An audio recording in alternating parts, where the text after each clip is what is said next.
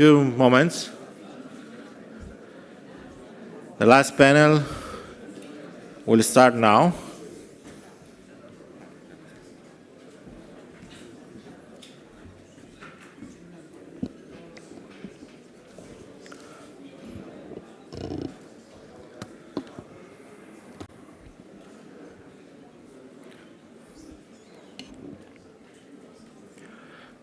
Good evening, everybody, ladies and gentlemen. Bună seara tuturor, doamnelor și domnilor.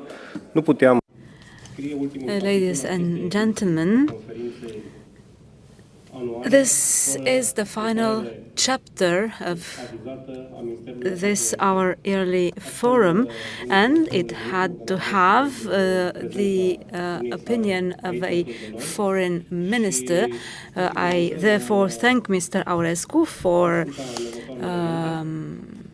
his presence here with us. So we'll be hearing in a few minutes the official position of the Foreign Affairs Ministry, not only on the war in Ukraine, but on this war by an autocracy against a democracy.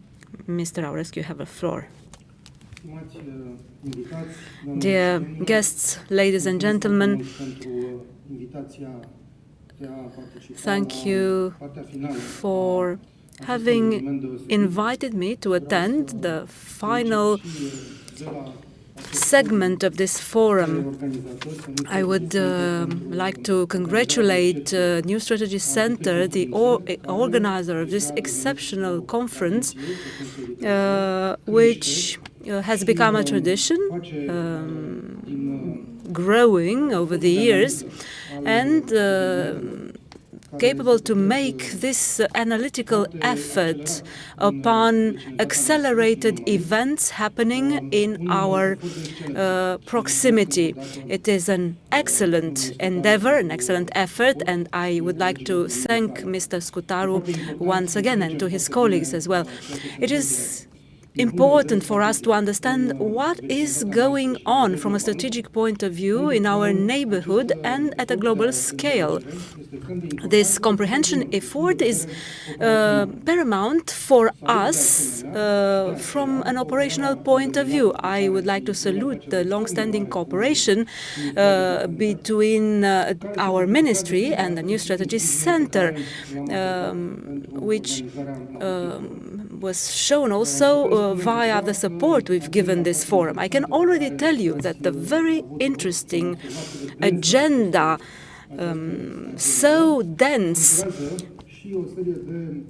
has managed to shape a series of answers to the current challenges. The war at our borders remains a strategic and very important topic of interest, and this debate we had here go against what some try to instill in us, the idea that we're growing tired, that there is some sort of fatigue. Far from that. In Romania, we are interested in supporting Ukraine to its victory. Another interesting topic proposed by the organizers is the one where we look at this war in the light of a battle between autocracy and democracy. And I take this opportunity to restate the fact that Romania has not grown tired of fighting for our interests, for the solidity and continuity of security values, and supporting Ukraine to win this war and to strategically defeat Russia. I've organized my intervention according to three main ideas. First of all, it is important that we keep consolidating our democracies at global level. over the last centuries, we can see that democracies have been targeted by various crises, both internal and external. However, they managed to go through and to adapt, and in some areas, the democracies have expanded. They learned new tricks. Of course, there are persistent threats, and what's happening in our neighborhood has only confirmed that. The attack of Russia against Ukraine is not only a war of an autocratic state against a democracy such as Ukraine, which is a victim. It is at the same time an aggression against the whole democratic community, against the international world order that is based upon rules.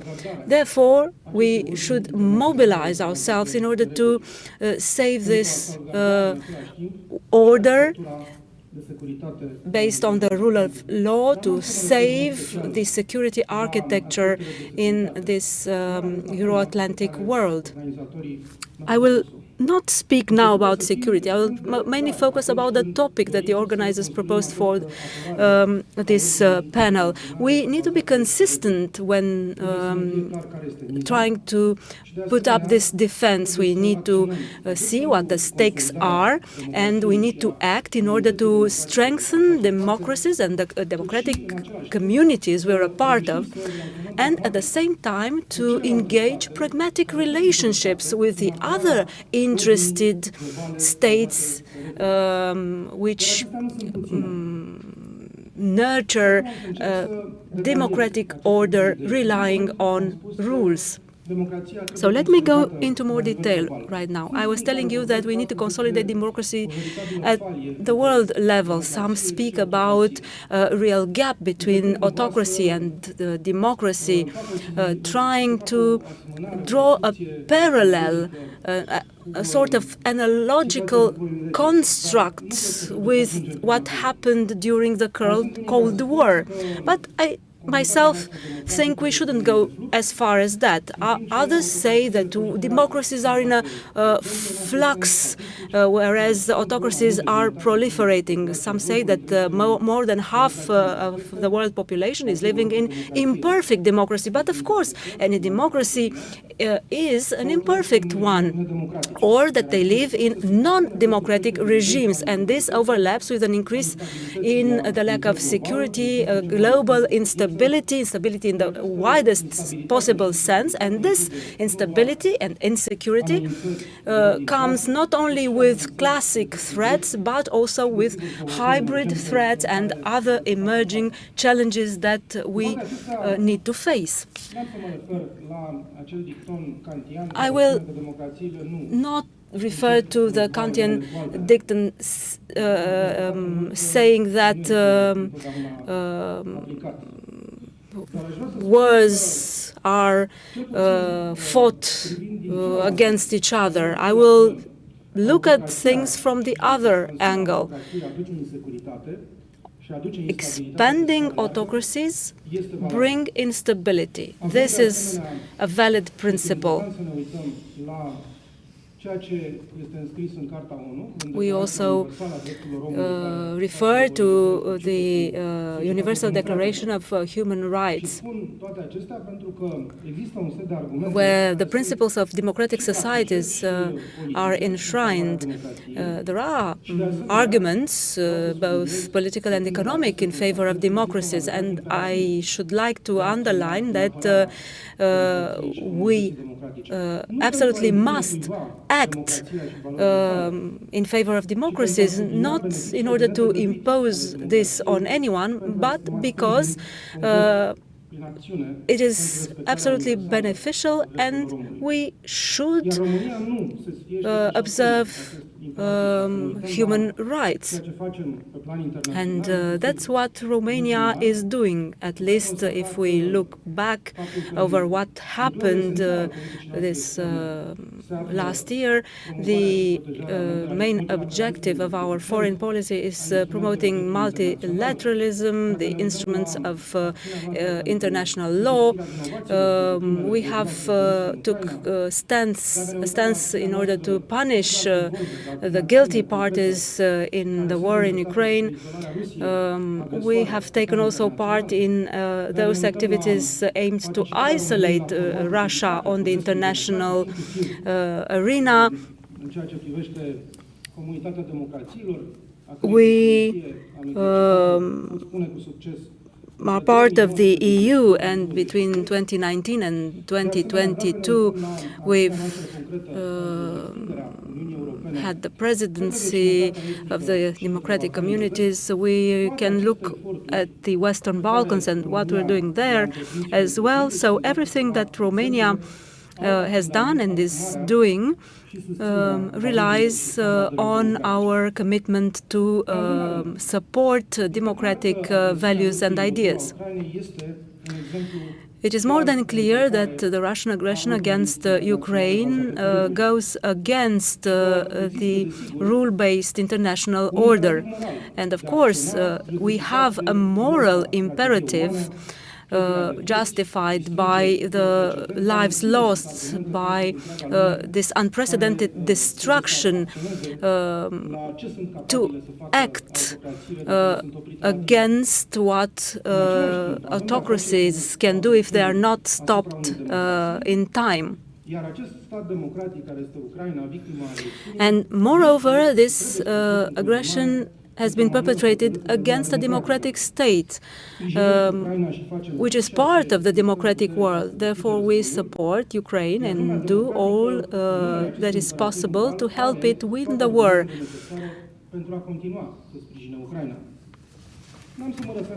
I will not speak here in concrete terms about the support, which is a consistent one. I will not talk about the support given by Romania to Ukraine in order to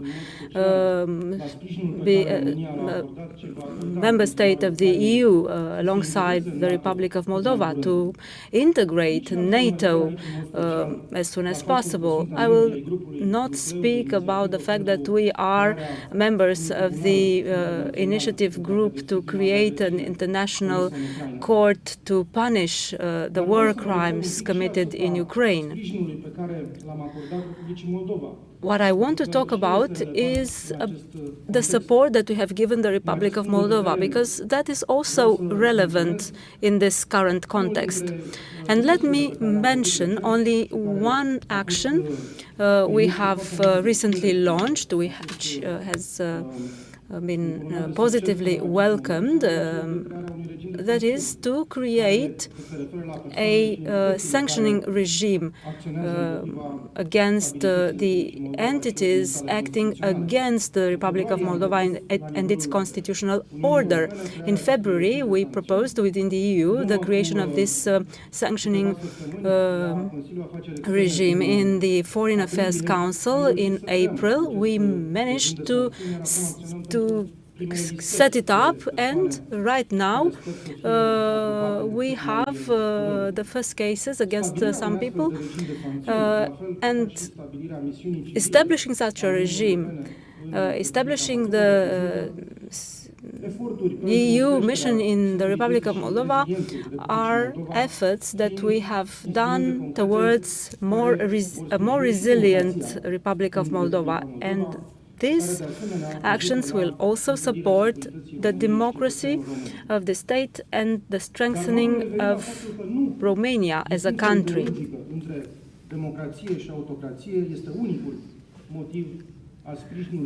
The ideological distinction between autocracies and democracy is not the only reason why we support Ukraine.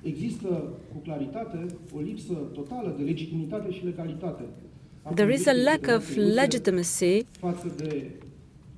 of this attack seen through the perspective of international and humanitarian law.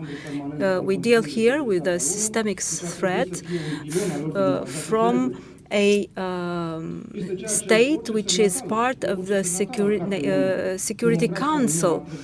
Any signatory of the UN Charter should not do that, should not use brute force and go against the principles that we value. So this comes in addition to that moral imperative I was telling you about. I've also spoken about mobilizing a global support.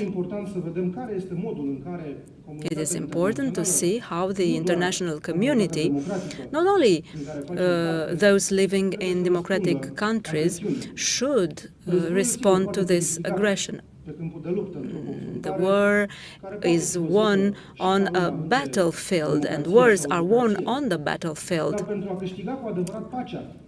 However, in order to really gain peace and to revert to that rule-relying world order, we need for all partners to engage in this approach, including what we termed the Global South. First of all, the international community, in support of that rule-based international order, should firmly support Ukraine on all fields. I have already mentioned them.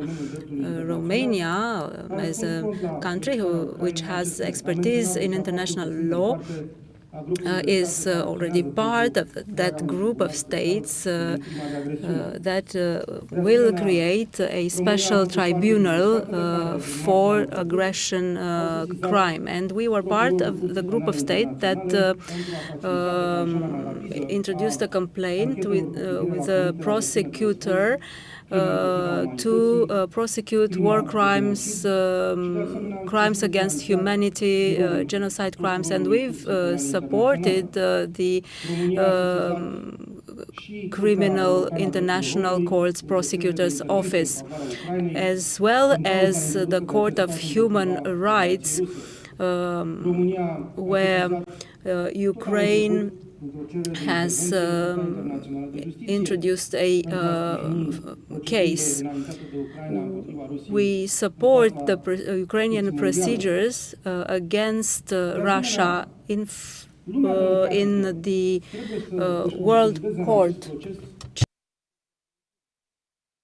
International Court. So we also support Ukraine to gain more cohesion, to consolidate their international partnership network. I mean the transatlantic partnership, the EU Global Action,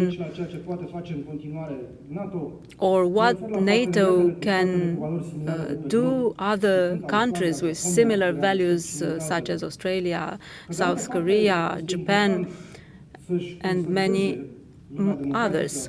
The democratic world needs to consolidate their internal democratic processes.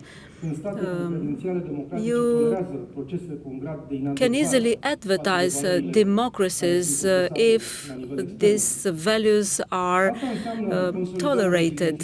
That is what consolidating strategic resilience means, as an effort to react to hybrid threats and to reduce dependency on states that do not share our values.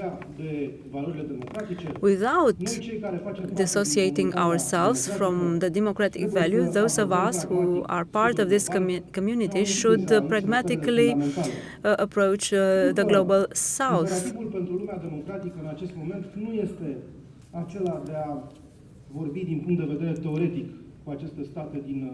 But I don't mean a theoretic engagement merely. We also need to keep in mind the sovereign interests of these states. And from this point of view, the Russian aggression is an aggression on the UN Charter, on the principle inscribed there, and against the principles of sovereignty and territorial integrity. So only when these concepts will be reinstated, we can say that we have gained a long-lasting peace. So these are a few ideas which are also the main directions we should follow, so that the democratic community, alongside those states that have a stake in supporting the rule-based international order, can win. Thank you for your attention.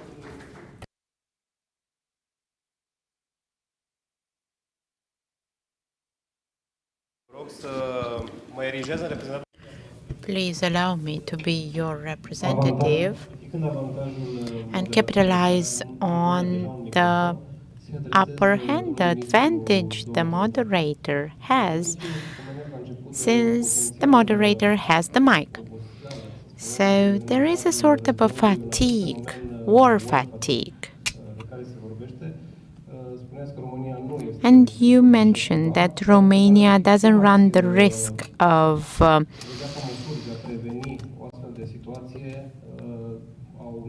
having this war fatigue.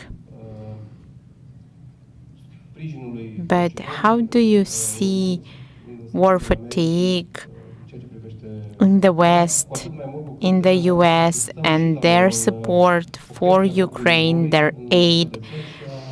Because there's Eurosceptic trend growing in the West. Yes, we need to fight against war fatigue. So we should first and foremost analyze the root causes of such a perception. We can identify 2 or 3 areas where this perception is stemming from. For example, lack of results. The international democratic community that supports the rule-based democracy might perceive, in the lack of a fair analysis, that there is a lack of results. But let's pay close attention to what has happened in Ukraine since the war started and until now. Ukraine managed to stand up to the Russian aggression and made Russia not fulfill its plans. Russia decided to continue its aggression, and this also means that there are concrete results due to the power Ukraine showcased in facing Russia. And we need to continue to support Ukraine and show the world that Ukraine can stand up for itself and can even move to an offensive attitude. Now, the perception of the citizens in the states that are providing aid to Ukraine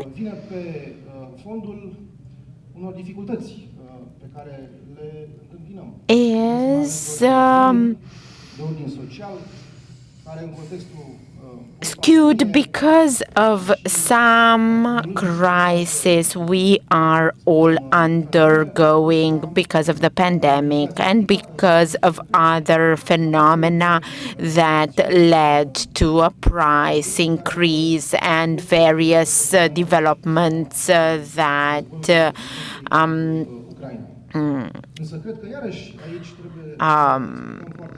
are presented by the Russian propaganda as a result of the aid to Ukraine. Any support for Ukraine and for the Republic of Moldova is nothing else but support for our security, for our citizens' security, for our way of life. So we need to fight against the Russian propaganda, disinformation, because the Russian disinformation is just another war weapon. So we need to coordinate our communication efforts and help our citizens distinguish between a false narrative and a true one, but not counter-propaganda. No, we shouldn't do that. We should just expose the truth and somehow crush the disinformation and fake news disseminated by Russia. The Republic of Moldova is closest to our hearts. Yes, in Ukraine we can see a real kinetic war, but in the Republic of Moldova we are witnessing a hybrid warfare that is led by Russia and has as a purpose the destabilization of the state. How can Romania, the US, the EU continue to support the Republic of Moldova? I am convinced that Prime Minister Racean, who attended your forum, also provided a series of answers for this question, but I can only express my admiration for the way in which the authorities in Chisinau managed to face the ever more intense challenges the Republic of Moldova is faced with. These authorities deserve our respect for the calm and sensible way they faced these challenges, and they deserve our support and the EU support and the international community's support as a whole. My answer is to provide them with multidimensional support. Romania has done that to counteract destabilization actions in the Republic of Moldova. We apply the regime of sanctions in the EU in order to make a blacklist of those people destabilizing the apparatus in the Republic of Moldova, and I hope it will be soon approved, because we want to strengthen Moldova's resilience and the security and help them fight against disinformation. The EU has recently approved an important amount of money through European Peace Facility, the EU Tool for Peace, to strengthen the Republic of Moldova's defense capacities.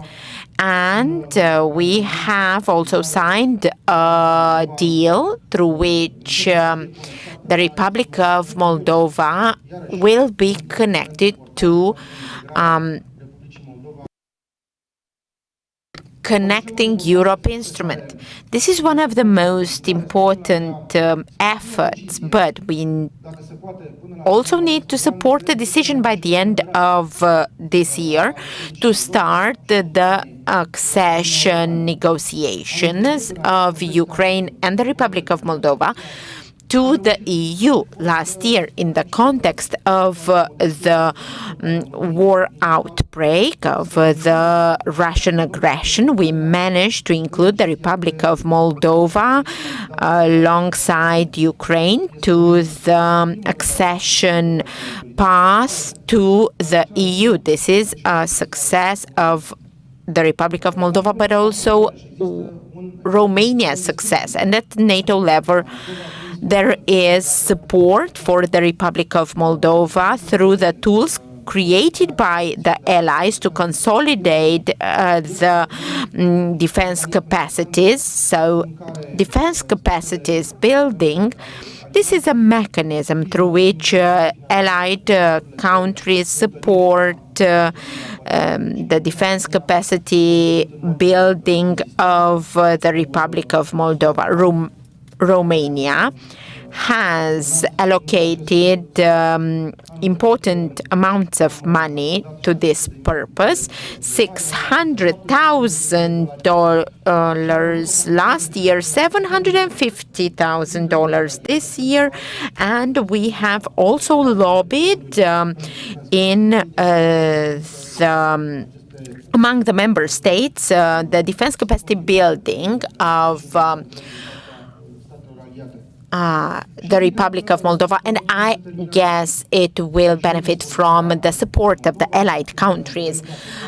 So we also support the Republic of Moldova through grants. More than $250 million were allocated, and we also gave direct budgetary support. 10.4 million euros were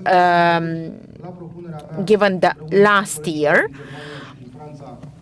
And together with my colleagues in Germany and France, we adopted the support platform for the Republic of Moldova to provide them with financial support, but also expertise on those areas in order to advance on its accession path, because we set up work groups to revise the recommendations made by the EU to the Republic of Moldova in order to open the accession chapters. So we are using a wide array of tools, so grants, financial support, expertise that our Romanian experts are willing to give to the Republic of Moldova and are already granting the Republic of Moldova. And we also have a Romanian diplomat supporting them. Thank you. A round of applause for the Minister for his intervention, for being present here with us. It's been a marathon of debates and ideas, and solutions resulted from these debates. Now I invite Mr. Sorin CîMPEANU, Rector of the University of Agronomic Sciences, and Mr. George SCUTARU, CEO, New Strategy Center.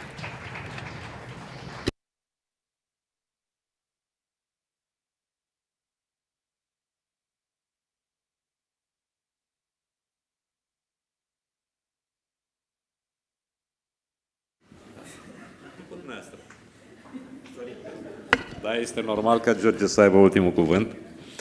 Mulțumesc tuturor. Este George should have the last word. This is our 7th edition, and it's been an honor to partner up with New Strategy Center to organize this event that was so important. However, this year, somehow it seems even more important for understandable reasons. I appreciated the minister's speech.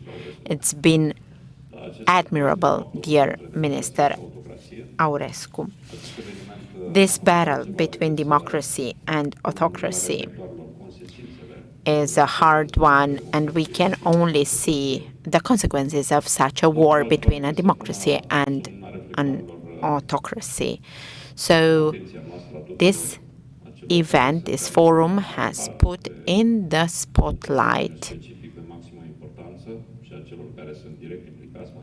a number of topics and military experts, a number of problems related to energy security, freedom of navigation, the consequences of disrupting the exports of grains to Middle East, North Africa, but not only.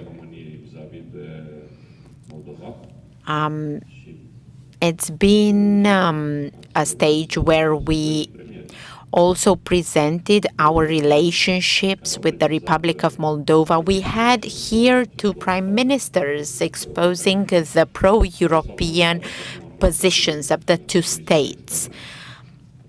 And they expressed concepts in line with those presented by His Excellency Minister AURESCU about the pro-European pathway of this region. And I would like to also express my appreciation for the logistic efforts. Yes, Mr. SCUTARU, I know you've been working for the past 6 months to organize this event. This is why I want to thank New Strategy Center for this opportunity, the opportunity of striking a partnership between the academia and a think tank, between the university I am leading and your think tank. Mr. George SCUTARU, you have the floor. Thank you for this partnership. I want to thank the Ministry of National Defense, the Ministry of Foreign Affairs. I want to thank all speakers because it's been a huge effort for the past 2 days. We had 167 speakers, thousands of people who followed the discussions that were live streamed. I want to thank all partners who supported us, who stood by us. I want to thank our media partners, the companies that sponsored our efforts. The Black Sea matters, the Balkans matter. We wanted to bring on stage officials and experts that will showcase how important these two regions are for Romania's security, for the security of Ukraine, of the Republic of Moldova, but of the entire continent as well. I would like to thank those who worked intensively for the success of this forum. I want to thank the team of volunteers, the interpreters, the technical team, the wonderful team at New Strategy Center who has made huge efforts. Anna, Denisa, thank you. Kati, thank you. I would like us to meet again here, but in a different context, to speak more about Ukraine's reconstruction, to speak more about how the security architecture will look like, but not judging by a Murphy hypothesis, but by concrete context. The fight Ukraine is leading is against a barbarian state who wants to redesign the map of Europe. But this is also our fight, because we need Ukraine to be free and independent. We need a neighbor who is part of the Euro-Atlantic community. And we would like, in the economic exclusive area of our country, to be able to take advantage of the resources that are there, de jure and de facto, and neighbor Ukraine, not another state.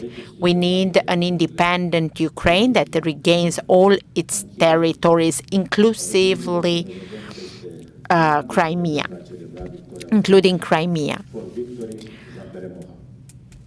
And I will conclude by saying, for victory, Zapere Moha. Și aș vrea să nu uitați că Don't forget that on the 9th of June, together with the University in Timisoara, Universitatea de Vest, we will organize